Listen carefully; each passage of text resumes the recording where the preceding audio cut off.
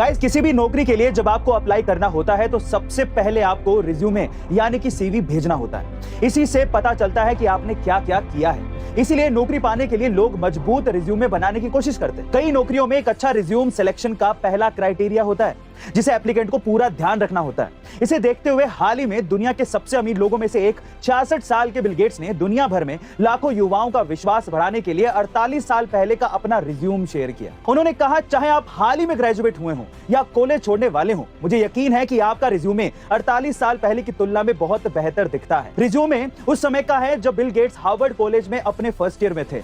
इसे देखते हुए कई यूजर्स ने कहा कि बिल गेट्स का रिज्यूमे एकदम सही है और वो काफी इंस्पायरिंग है। बाकी यूजर्स ने उन्हें धन्यवाद भी दिया। गाइस, क्या आपने वो रिज्यूमे देखा है और आप उसे कितने इंस्पायर हुए हैं? कमेंट सेक्शन में जरूर लिखेगा। मेरी लाइफ ना बहुत टर्न अराउंड हुए हैं। पहले मैं गेट का टीचर था, फिर केमिस्ट्री टीचर बना। केमिस्ट्री टीचर में मैंने थोड़ा यूट्यूब पे एंटर हुआ, उसके बाद टॉप केमिस्ट्री टीचर बना, उसके बाद मोटिवेशनल फैक्ट कंटेंट क्रिएटर बना। एंड देन जब ये सब अचीव कर लिया तो मुझे स्टार्टअप्स की दुनिया में एंटर होना था। मैं बैंगलोर में था, एडटेक को बूम होते देखा है बिकॉज मैं उसी सर्किल में ही था। मैंने अकेडमी में काम किया हूँ, वेदांतु में काम किया हूँ। I have seen these startups, ये यूनिकॉर्न बने मेरे टाइम पे ही। एट दैट पर्टिकुलर टाइम मुझे थोड़ा सा फील होता था कि यहाँ पर है ना यार, स्टूडेंट को हम लोग सिर्फ एक ही चीज के लिए एम्फेसाइज करते हैं कि आप आओ, बोर्ड की कॉपियां भरो, उसमें बबल भरो और हो गया आपका। स्किल कहाँ है? दूसरा प्रॉब्लम ये भी थी कि नीट का जो एग्जाम होता है, जेईई का एग्जाम्स होते हैं, उसमें बहुत सारे पार्टिसिपेंट्स बैठते हैं लेकिन सीट्स कितनी है। अब बाकी जो बच्चे वो डिप्रेशन में चले जाते हैं, बहुत सारे बच्चे सुसाइड कर लेते हैं। उनको कैसे बताएं कि ये सब कुछ नहीं है, यही ऐसी चीज नहीं है जहां से आप कमा सकते हो। यार इंजीनियर, डॉक्टर एक या दो क्राइटेरिया ही नहीं है कमाने के, मतलब एक या दो फील्ड ही नहीं है, बहुत सारे फील्ड है।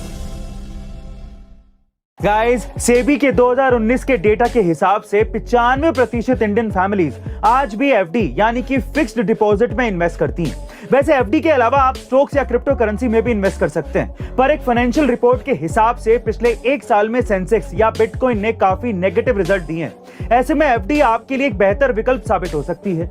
एफडी में आप अपना इन्वेस्टमेंट डायरेक्टली बैंक्स या एफआई में करते हैं, जिसके पीछे आरबीआई नजर रखती है, तो सिक्योरिटी का कोई टेंशन है ही नहीं। एफडी काफी फ्लेक्सिबल भी होती है। इसमें आप अपने 7 दिन से लेकर 10 साल या इससे भी ज्यादा टेन्योर के लिए इन्वेस्टमेंट कर सकते हैं। सिर्फ इतना ही नहीं, under section 80C of income tax act आप इस पे सालाना 1.5 लाख रुपीस तक की बचत भी कर सकते हैं। तो जब इतने सारे फायदे हैं एफडी के, तो आज ही शुरू क्यों नहीं कर रहे? आपकी हेल्प के लिए हम कॉन्कर ऐप पे लेके आ चुके हैं एफडी से रिलेटेड कोर्स।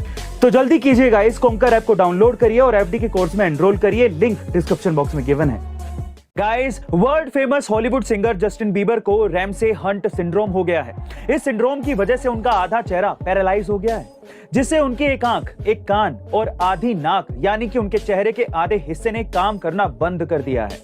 यहां तक कि वो हंस भी नहीं पा रहे। असल में उन्हें यह बीमारी वेरिसेला जोस्टर वायरस की वजह से हुई है और ये एक ऐसा वायरस है जो सिर की नर्व्स को अफेक्ट करके एक तरफ के हिस्से को बेजान बना देता है, जिससे शरीर का बाहरी अंग पूरी तरह से काम करना बंद कर देता है। फिलहाल जस्टिन बीबर इस बीमारी के चलते यूके के एक हॉस्पिटल में भर्ती है, जहां उनका इलाज चल रहा है और उनके वर्ल्ड वाइड फैंस उनकी जल्दी ठीक होने की दुआ भी कर रहे हैं। गाइस, हम भी यही चाहेंगे कि जस्टिन बीबर जल्दी से जल्दी ठीक हो जाएं और फिर से अपने बेहतरीन गानों से लोगों को एंटरटेन करें। वैसे गाइस, आपको जस्टिन बीबर का कौन सा गाना अच्छा लगता है कमेंट सेक्शन में बताइएगा और जस्टिन के लिए जरूर लिखिएगा गेट वेल सून।